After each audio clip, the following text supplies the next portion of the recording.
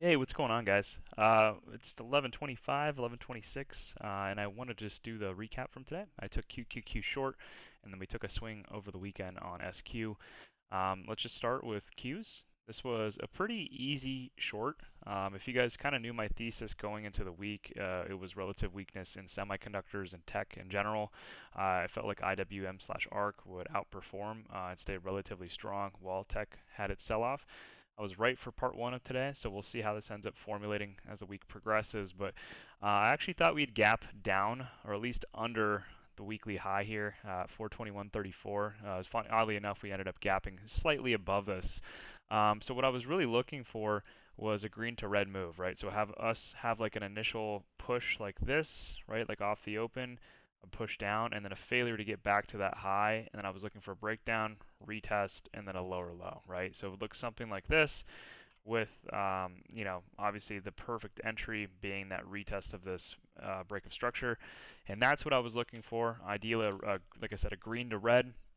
We essentially got still a green bar here, but it's lower than the open but higher than the previous day. So that's when it ends up printing like this on a hollow candle. So kind of what I wanted. I wish we got a little bit more downside, but obviously it consolidated towards the end of day. Now if we go to the 15, right, you guys saw that little white line. This was just pre-market high. So we go to the 5 here really quickly. This was pre-market high. We ended up having this initial open and then push up, which is exactly what I wanted to see. We didn't know for sure if pre-market high was going to be to the top, but I did have it marked out. Next candle opened, pushed. I think it kind of opened, pushed up, and then pushed down, right? And then we had our close here. But we did spike to pre-market high and then push down. And as it was getting ready to close on the move down, I just kind of took this as a sweep over the high, the opening candle, right? And then also a rejection off of our pre-market. So this is actually where I took my first entry, where I was kind of like, okay, I'm taking a starter here. I had 30, 40, 50, and I was just kind of typing away what my percentage was. Didn't have a ton of money on the line here. I think I had 10 contracts, but I was able to get, let's just be generous. Let's say I got this little red line here. We'll make this, yeah, well, we'll just make it like that. We'll make it thick though. But like the white line was entry here, and then I managed to get it all the way down right to this tweezer bottom here. That was a pretty good move, about 0.5%, $2. But really, I was still wanted the structural lower high, right? So what I ended up doing, if you guys didn't know, right, I took it off the initial low here. So just grab from high to low. Remember, someone asked me about fibs, I feel like every week. If it's trending down, you start with the high and then wait for a base to be found at the low, or at least some kind of bottom, and then we'll look for the retracements back up. And vice versa. If it's down to the top, right? So you'd start from the low to the high, and then you can find the pullback retracement. I just always have the point 0.5, so I know what my discount is, and then 618 is usually a money spot. You can take it to the 707, whatever you want to take it towards, but point 0.5 to 618 is what I usually look for. And we ended up finally getting it, right? We ended up breaking down, tweezers pushed up. We had our lower high here, if you will, kind of like this little bear flag that led right into our level. I actually took secondary ads here, right in this little zone here, risked the high, so then we measure our risk reward. Obviously it's different with options here, but I was looking for that, and then I was looking for a push back under the low here. Ideally, we got a little bit lower, right? We were looking for like somewhere right around there. And then, yeah, basically this push down, I trimmed into the low a day. I got about half my position size off. And remember, whenever we're looking for this, we do want to be looking for 2R. So I did take the trims a little bit earlier than I would have liked. I did say the low a day range, but at that point, remember, if we take a look, right, if we come back, this is only a 1.5R. Yeah, I made some money. I think I was like 25, 30%, but realistically, I probably shouldn't have, trimmed there. I probably should have held it a lot longer. So that's my fault. It is what it is. Sometimes you never know with particular names if you're going to get the full sized move. I think first trade of the day, I probably want to protect my SQ profits that I had taken. I'll show you guys SQ after this, but just little things like that, right? Just little mental notes that you got to take with your trades. If you're going to put a trade on, at least see it out to that full 2.5 hour. Otherwise, don't put the trade on, right? This was good in hindsight. It felt good in hindsight to trim here for like 25% on like 5-6 grand, but realistically I should have held for a full 2R, which would have been like right here. I mean, just a little bit longer, hold that to a 2. 2.5 would have been ideal. And I still would have gotten tagged, right? I mean, take a look. It definitely went down to that level. But we were looking in terms of a target. I talk about this a lot. Was actually the dark pool print here. Very, very clear one. Sometimes they're a little bit hard to tell if it is one or not. But very, very obvious one here. So we were actually targeting 420.87.